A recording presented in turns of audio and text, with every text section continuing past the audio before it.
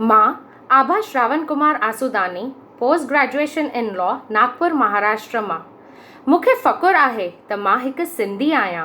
सिंधी जो मिटीअ मां बि सोन ठाहिण वारा आहिनि। इहो बिल्कुलु सही आहे त असां धूड़ मां बि धन ठाहियो आहे। असां पाण खे फ़र्श खां अर्श ते पहुचायो आहे। घर नाहे त छा थियो, जिगर में जुनून त आहे। इन जज़्बे जे करे ई असां जलावतनी थी अचण खां पोइ बि असां जॾहिं ख़ाली हथ हिते आयासीं, असांजे साम्हूं वॾो मसइलो हो, अटे लटे ऐं अजय जो। इहो बिल्कुलु सवलो कोन हो। असां ख़ाली हथ सिर्फ़ु पंहिंजी अमर सिंधु मातृभूमिअ जो प्यार, ईमान ऐं मिटी खणी लॾे आयासीं।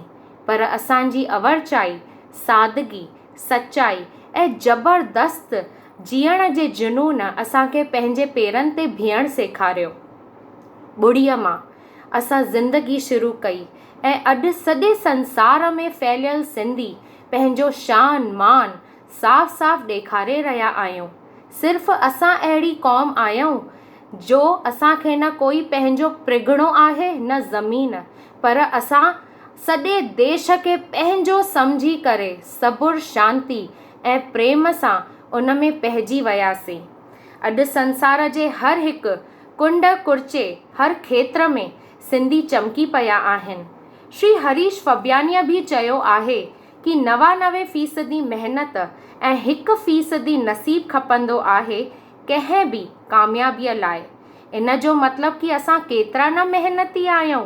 असां सिंधी ॾियणु सिखियो आहे, वठणु न। बुख ते रहंदासीं पर कंहिंजे अॻियां हथ न फैलाईंदासीं।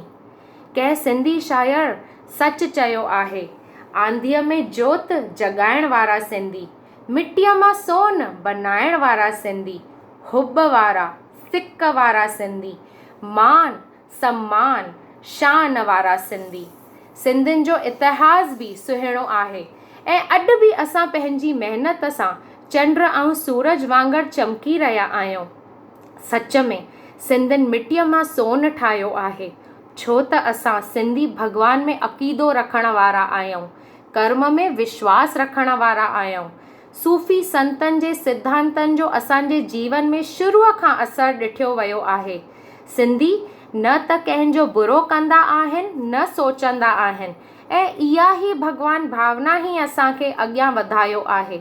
अटल इरादो, श्रद्धा, सबुर ऐं महिनत सां असां पंहिंजो संसार वसायो आहे। ख़ाली हथ हूंदे बि अॼु असां भरपूर आहियूं। पंहिंजी संस्कृतीअ खे बि असां क़ाइमु रखियो आहे। जंहिं बि कम में असां हथु विधो आहे उन में असां सिंधी कामयाबु थी विया आहियूं। भले कहिड़ो बि खेत्र हुजे, वापारु हुजे, पढ़ाई हुजे, दवा या कानून, हर जॻह असां कामयाबी हासिल कई आहे।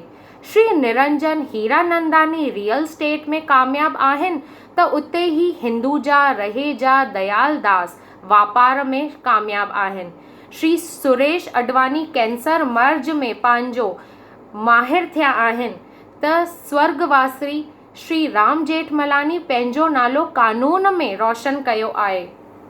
अहिड़ियूं बेशुमार हस्तियूं आहिनि जिन सिंधियुनि जो नालो रोशन कयो आहे। असां सिंधी आहे त ईद न त रोज़ो में विश्वास रखण वारा न आहियूं।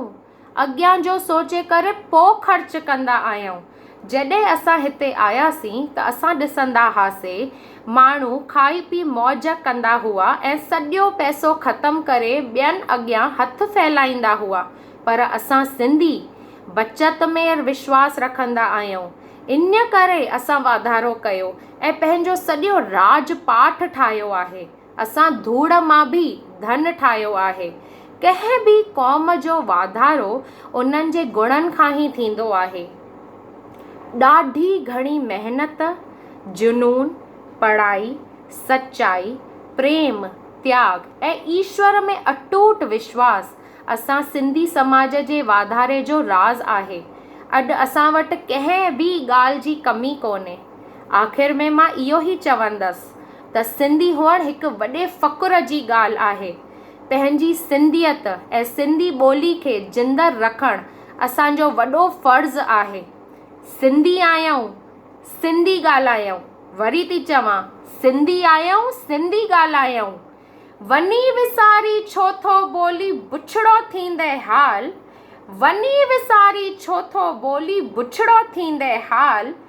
सिंधी आई सिंधी थी चो जय जय झूलेलाल। सभई चो जय जय झूलेलाल। धन्यवाद।